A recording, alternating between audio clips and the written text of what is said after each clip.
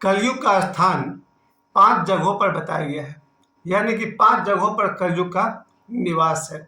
जब मैं सुबह ये भागवत पुराण में पढ़ रहा था, तो मैं सुन करके दंग रह गया। उसमें एक वर्ड था, 5 में से एक जगह था, सोना में कलयुग का वास होता है। 5 में से एक जगह है, सोना में कलयुग का, सोना मतलब गोल्ड, गोल्ड में कलयुग का वास होगा। और जो फर्स्ट पॉइंट था वो था मध्य में, जहां शराब पिया जाता है वहां कलयुग का वास होता है।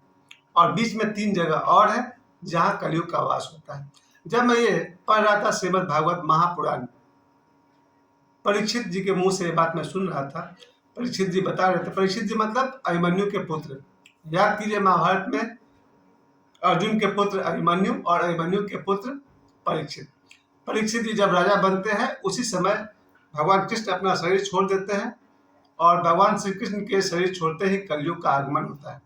और कलयुग जैसे ही वहां पधारता है जहाँ के राजा परीक्षित हैं, और उसमें तो राजा जो थे लगभग पूरी पृथ्वी के राजा थे। ये लोग जो आप पांडव देखते हैं या परीक्षित जो राज कर रहे हैं दुनिया के बड़े बड़े देशों में, जिसे आज कहा जा रहा महाभारत का साम्राज्य वहां तक फैला हुआ था।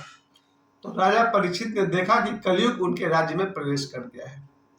कथा को थोड़े से प्रतीक में लिखा गया है, सिंबल में लिखा गया है, लेकिन मैं कहता हूं कि मेरे जीवन में कलयुग का वास हो गया है, क्योंकि जिन 5 स्थान पर कलयुग का वास बताया गया है उन 5 स्थान को मैंने स्थान दिया अपने जीवन में।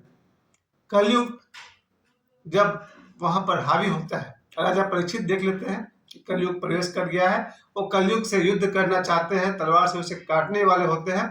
तो कलयुग देखता है कि ये तो कृष्ण भगवान के मित्र अर्जुन का प्रपौत्र है, यानी कि पोता है, इससे तो बचना मुश्किल है। तो कलयुग सीधे पैरों में गिर पड़ा। कलयुग जब राजा परीक्षित के पैरों में गिर पड़ा तो राजा परीक्षित ने कहा कि हम लोग शरण में आए हुए की हत्या नहीं करते। तुम चूंकि पैरों पर गिर पड़े हो इसलिए मैं तुम्हारी हत्या तो नहीं करूंगा, लेकिन तुम जाओ यहाँ से, हमारे राज्य में तुम प्रवेश मत करो। अगर अपनी खैर चाहते हो तो हमारे राज्य में तुम प्रवेश नहीं करोगे। कलयुग ने कहा कि सर मुझे कुछ स्थान दे दीजिए, मैं वहां रहूंगा। कलयुग ने कहा राजा परीक्षित से, मुझे कुछ स्थान दे दीजिए, मैं वहां रहूंगा। तब राजा परीक्षित ने उसको 4 स्थान दिए थे, 5वां उसने खुद मांगा था। 4 स्थान में पहला स्थान, जरा गौर करिएगा, कहीं आपने भी कलयुग को स्थान तो नहीं दे दिया अपने जीवन में। तो कलयुग को पहला स्थान मिला जहां मद्यपान होता हो, यानी कि जहां शराब पी जाती है वहां कलयुग का वास होगा। जरा सोचिए, कलयुग को सिर्फ टाइम से नहीं जोड़ा गया कि 2025 चल रहा तो कलयुग चल रहा है। उस अवस्था से जोड़ा गया है जहां जहां ऐसे 5 स्थान है। आप भी जब सुनेंगे तो आप कहेंगे बिल्कुल ठीक बात है। जो आदमी आज भी सत्य आचरण कर रहा, समझिए वो सतयुग में जी रहा। जैसे छोटे छोटे बच्चे, छोटे छोटे बच्चों को आप देखेंगे तो आप क्या कहेंगे, जो कलयुग में जीते हैं वो लोग? नहीं, 1 साल से लेकर 5 साल तक ऐसा लगता है कि बच्चे सतयुग में ही जी रहे हैं। या फिर जो साधु सन्यासी सही आचरण कर रहे हैं उन्हें देखकर लगता है कि ये लोग हमेशा सतयुग में हैं। तो कलयुग का कहाँ कहाँ वास है, इन 5 बिंदुओं को पकड़िए। और मैं कहता हूँ कि मेरे जीवन में मैंने 5 स्थान में स्थान दिया हुआ है कलयुग को।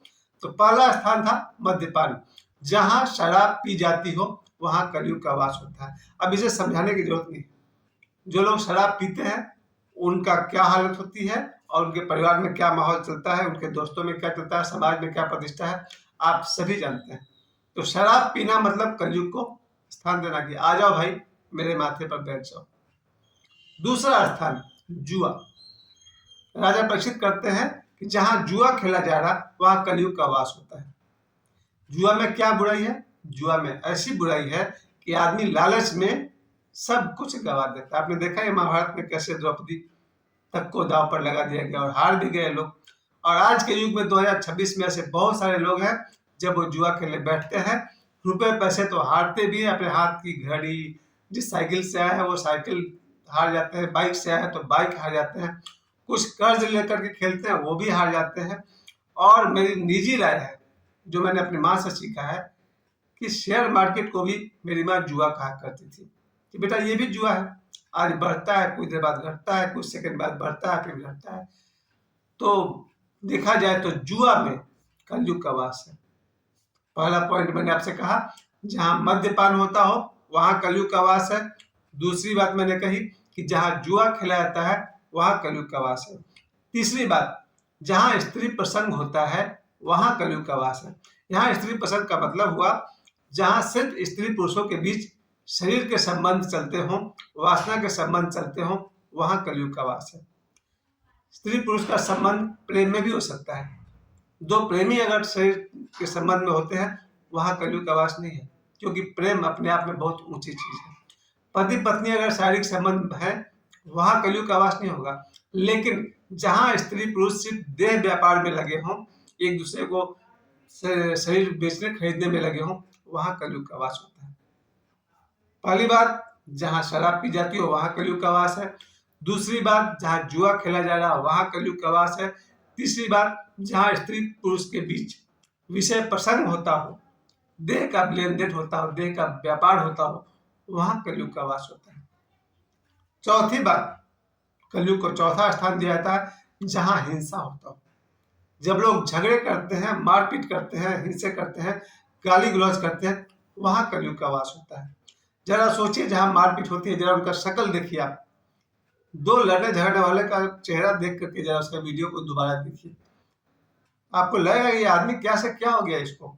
जब दो लोग लड़ते हो जरा उसका कोई फोटो खींच के उसको दिखा दीजिए, बाद में अपने आप से नफरत हो जाएगी। जहां दो लोग आपस में झगड़ा करते हो वहां कलयुग का वास होगा। जरा दो झगड़े करने वाले का मुंह देखिए, जरा कैसा चेहरा बनाते हैं। जहां दो लोग घृणा में, नफरत में एक दूसरे को गाली देते हैं, जरा उन दोनों का चेहरा देखिए। यानी कि ये कलयुग का चौथा स्थान है जहां हिंसा हो, वायलेंस हो, वहां कलयुग का वास होता है। चार स्थान राजा परीक्षित ने उसको दिए कलयुग को।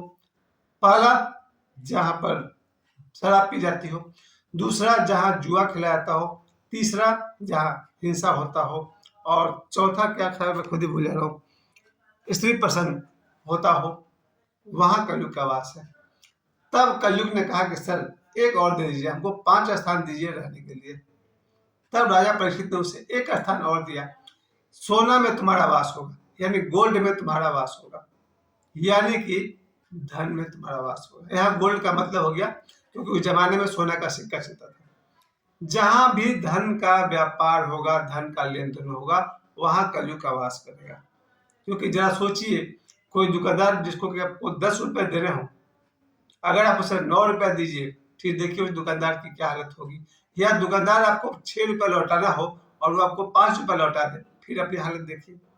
तो जहां भी धन की दौड़ है, धन की पागलपन है, वहां कलयुग का वास है। यहाँ सोना का मतलब हो गया लोभ और लालच। जहां लोभ है वहीं कलयुग का वास है। तो इन 5 जगहों पर कलयुग का वास बताया गया। मैंने अपने आप में झांक कर देखा तो पता चला कि हाँ, मैंने भी सैकड़ों बार शराब पिया है, और जब जब शराब पिया है मैं कलयुग में था। आजकल नहीं पीता हूँ, दिखा या तो शादी के बाद से नहीं पीता हूँ। लगभग 2003 में मेरी शादी हुई, उस दिन के बाद से अभी तक शायद 1-2 बार कभी हुआ हो। अदरवाइज पिछले 23 वर्षों से मैंने शराब नहीं पिया है ना, 1-2 बार हुआ, होली वगैरह कुछ था। और दूसरी बात, जुआ।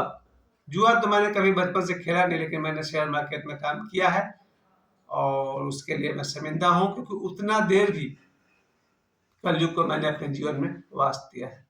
तीसरा पॉइंट जो था, हिंसा। हिंसा मैं बचपन से अभी तक करता नहीं, क्योंकि कोई मुझे उकसाए तो बात बिगड़ जाती है। अदरवाइज मैं बिल्कुल नॉन वायलेंस में विश्वास करता हूँ, अहिंसा में विश्वास करता हूँ। मैं झगड़े मारपीट में विश्वास नहीं करता हूँ। तो यहाँ मैंने कलयुग को कोई स्थान नहीं दिया है। कोई मुझसे उलझेगा, देखा जाएगा। और चौथी बात, स्त्री प्रसंग, इसको लेकर कुछ भी कहना उचित नहीं है। बस यही कह सकता हूँ कि आज 2026 में मैं यही कह सकता हूँ, मैं स्त्रियों का सम्मान करता हूँ, चाहे माँ हो, बहन हो, बेटी हो या फिर दोस्त हो। इन सभी का मैं बहुत बहुत सम्मान करता हूँ, और इस मामले में मैं कलयुग को कोई स्थान अपने जीवन में नहीं देता हूँ। और पांचवी बात है सोना, यानी गोल्ड। धन का लालच मुझे कुछ खास नहीं है। ट्यूशन पढ़ाता था तो 500, 600, 700, 800 से ज्यादा फीस तो मैंने लेता नहीं था। अभी तक 2026 में, इस 53 साल की उम्र में, मेरी फीस 600, 700, 800 थी। महीना भर पढ़ाओ, 6, 7, 800 रुपये लाओ। जबकि मैं प्लॉटिंग कर रहा हूँ तो वहाँ मैं देखता हूँ कि जो मजदूर आते हैं वो पर डे 500-600 रुपये लेता है, 400, 500, 600 रुपये लेता है।